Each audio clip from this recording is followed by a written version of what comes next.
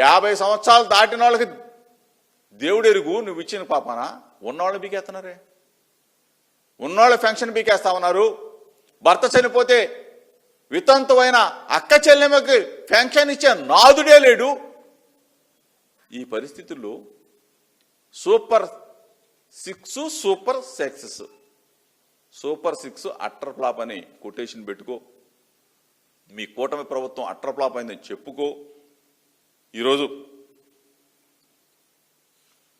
రైతన్నల పరిస్థితి, విద్యార్థుల పరిస్థితి, అక్క చెల్లెమ్మల పరిస్థితి,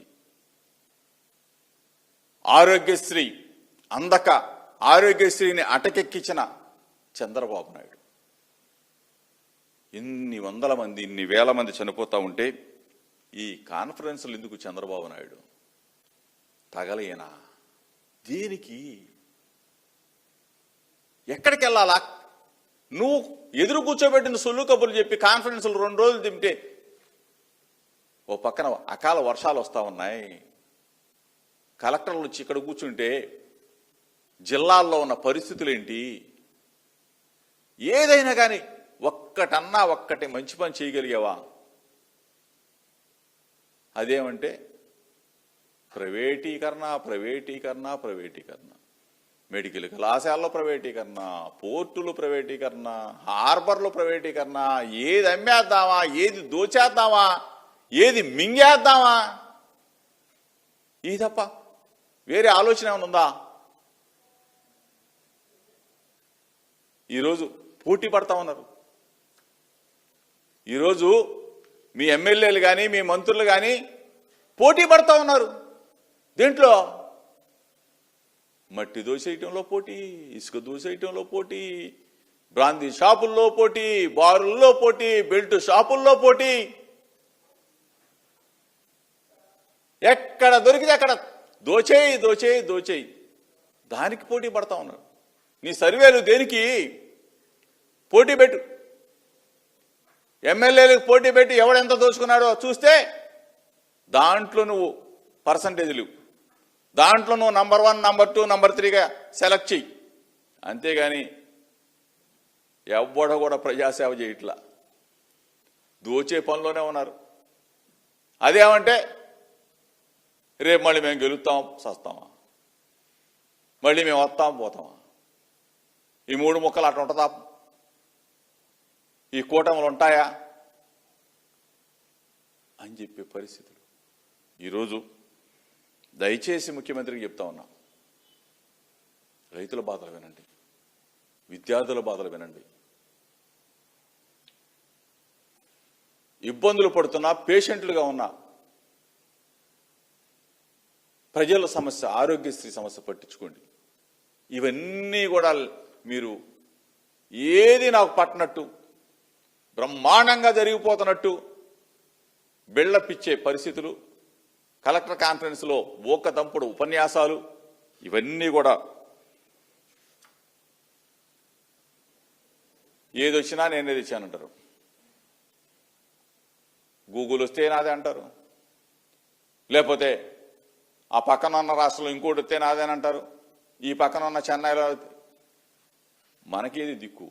మన రాష్ట్రానికి ఏది దిక్కు? దయచేసి మామూలుగానే తెలుగుదేశం పార్టీ విధానమే లాక్కోవటం. ఎన్టీ రామారావు గారి దగ్గర నుంచి చోరీ చేశారు, చోరీ. అట్లానే ప్రతి విషయం మీద క్రెడిట్ చోరీ ఎందుకు? మా మార్క్ అది. మా జగనన్న మార్కు వేసిన పథకాలు కానీ, మేము తెచ్చిన పారిశ్రామిక సంస్థలు కానీ, మా పోర్టులు కానీ, మేము కట్టించిన మెడికల్ కళాశాలలు కానీ, మేము కట్టించిన హార్బర్లు కానీ, మీరు వెళ్ళిపోయి అక్కడ ఫోటోలు దిగి ఇది నేనే కట్టించా నమ్ముతారు జనం? మచిలీపట్నం వెళ్ళి ఆ పోర్టు దగ్గర నిలబడి నేనే కట్టించానని చంద్రబాబు నాయుడు అంటాడు, నమ్ముతారు జనం? విజయవాడ వెస్ట్ బైపాస్ దగ్గర నిలబడి ఇది నేనే కట్టించానంటాడు, నమ్ముతారు జనం? విజయవాడకి వెస్ట్ బైపాస్ వచ్చిందంటే అది మాదే. ఈ రోజున ఆ రోడ్లో ప్రయాణం చేస్తా ఉన్నారంటే, సచివాలయం దగ్గర దిగుతా ఉన్నారంటే అది మా ప్రభుత్వ హయాంలోనే, మా జగనన్న హయాంలోనే. విజయవాడ నగరం అభివృద్ధి చెందినా, మచిలీపట్నంలో పోర్టు నిర్మాణం చేసినా, మూలపోర్టులో చేసినా, ఎక్కడ ఏ పోర్టు కట్టినా, ఎక్కడ ఏ మెడికల్ కళాశాల కట్టినా, ఎక్కడ హార్బర్ కట్టినా అన్నీ మాయి. వాటి దగ్గరికి వెళ్ళి రేపు ఫోటోలు దిగుతారు, మేమే కట్టించామంటారు. ఇది ప్రజలు ఎవరు నమ్మరు. మీ సత్తా ఏంటో ఈ 2 సంవత్సరాల్లో కనీసం ఫలాంది కట్టాం, ఫలాంది దానికి శంకుస్థాపన జరిగింది, ఫలాంది ఆంధ్రప్రదేశ్ రాష్ట్రంలో ఈ పరిశ్రమ వచ్చింది చెప్పనండి. దయచేసి ఈ ప్రభుత్వానికి చెప్తా ఉన్నా, దయచేసి ముఖ్యమంత్రి గారికి చెప్తా ఉన్నా, మీరు మనసు పెట్టి ఇమీడియట్గా రైతన్నల పక్షాన నిలబడిన ఈరోజు రైతులు పడుతున్న దీనగాథల్ని, కష్టాలని, ధాన్యం కొనుగోలు చేయండి, మొక్కజొన్న కొనుగోలు చేయండి, పొగాకు కొనుగోలు చేయండి, మిర్చి. ఒక పక్కన మామిడి రైతాంగం మొత్తం కూడా హలో లక్ష్మణ అని చెప్పేసి గుండెలు బాదుకున్న పరిస్థితులు, అకాల వర్షాలతో మామిడి రైతాంగం మొత్తం కూడా మా హయాంలో మామిడి రైతును కూడా ఆదుకున్న ప్రభుత్వం మా జగనన్న ప్రభుత్వం, మా వైఎస్ఆర్ కాంగ్రెస్ పార్టీ ప్రభుత్వం. ప్రతి ఒక్కళ్ళు కూడా గుండెల మీద చేసుకున్నాయి ఆ రోజున. ప్రతి రైతు మాకేంటి, మా జగనన్న ఉన్నాడు, మా జగన్ బాబు ఉన్నాడు, ఇన్పుట్ సబ్సిడీ ఇస్తాడు, క్రాప్ ఇన్సూరెన్స్ ఇస్తాడు, గిట్టుబాటు ధర కల్పిస్తాడని చెప్పేసి గుండెల మీద చేసుకొని నిద్రపోయారు ఆ రోజున రైతులు. ఈరోజు గుండె పట్టుకొని ఏడుస్తా ఉన్నారు, గుండెలు పట్టుకొని రోధిస్తా ఉన్నారు చంద్రబాబు నాయుడు ప్రభుత్వంలో. దయచేసి మీ టెలికాన్ఫరెన్స్లు, వీడియో కాన్ఫరెన్స్లు, కలెక్టర్ కాన్ఫరెన్స్లు పక్కన పెట్టి చేతి చేసుకున్నారు. కానీ ఇప్పుడు పడుతున్న ఇబ్బందుల్ని గమనించమని చెప్పేసి, ఇప్పుడు నరకయాతన పడుతున్న రైతాంగం పక్షాన, విద్యార్థుల పక్షాన నిలవమని చెప్పేసి, మీరు నిలవని పక్షంలో వాళ్ళకి అండగా, వాళ్ళకి దమ్ముగా, ధైర్యంగా రైతన్నని నిలబెడతాం, విద్యార్థులను నిలబెడతాం, అక్క చెల్లెమ్మలను నిలబెడతాం.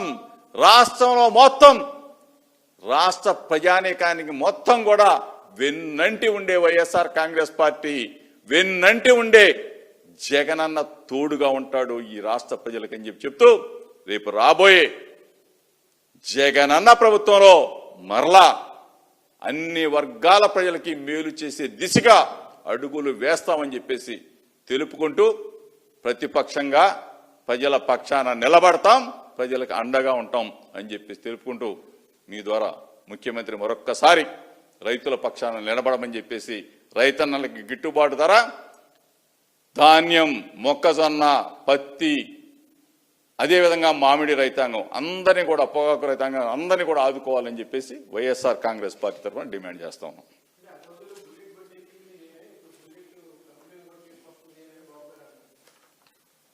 ఇది ఒక అలవాటు. ఎందుకంటే నేను ఎంతకుముందు కూడా చూసా, 14 నుంచి 19 దాకా జపాన్ వెళ్ళేవాళ్ళు. జపాన్లో బుల్లెట్ ట్రైన్ నడుస్తూ ఉండేది. ఆ బుల్లెట్ ట్రైన్ దగ్గర ఒక ఫోటో, చంద్రబాబు నాయుడు గారు ఫోటో దిగి ఇక్కడికి పంపించేవాళ్ళు. బుల్లెట్ ట్రైన్ జపాన్ నుంచి ఇక్కడికి వచ్చేస్తుంది. నాకు గుర్తు, మా ఇబ్రహీంపట్నం నుంచి కృష్ణానది అడుగుండగా అమరావతికి బుల్లెట్ ట్రైన్ వెళ్ళిపోతున్నట్టు ఒక ఫోటో పేద తీశారు. ఏది 2-3 పేపర్లు 14లో. ఇదెంత? 26వ సంవత్సరం, అంటే 12 సంవత్సరాలు అవుతా ఉంది. చంద్రబాబు నాయుడు బుల్లెట్ ట్రైన్ దగ్గర జపాన్లో ఫోటో దిగి. అట్లాగే హీరో హోండా తీసుకొస్తారు, నిన్నే అనుకుంటా ఒక ఫోటో దిగుతున్నారు. అదేదో ఆ కంపెనీనే నేనే కనిపెట్టేశాను, వాళ్ళ నాన్నకి వాళ్ళ తాతకు కూడా నేనే చెప్పానని చెప్తాడు చంద్రబాబు నాయుడు. ఈ సొల్లు మాటలు ఇని జనం ఇసుకెత్తిపోయారు, ఏసరిపోయారు. ఈ కావాల్సింది తక్షణం రైతన్నను ఆదుకోవటం, తక్షణం విద్యార్థుల పక్షాన, అదేవిధంగా ఆరోగ్యశ్రీ అటకెక్కింది, చచ్చిపోతా ఉన్నారు ప్రజలు, కనీసం మందులు లేవు. ఈ పరిస్థితుల్లో ఈ రాష్ట్ర ప్రభుత్వం దివాళా తీసింది. దీన్ని ఆదుకోమని చెప్పేసి మీ ద్వారా ముఖ్యమంత్రిని కోరుతాం.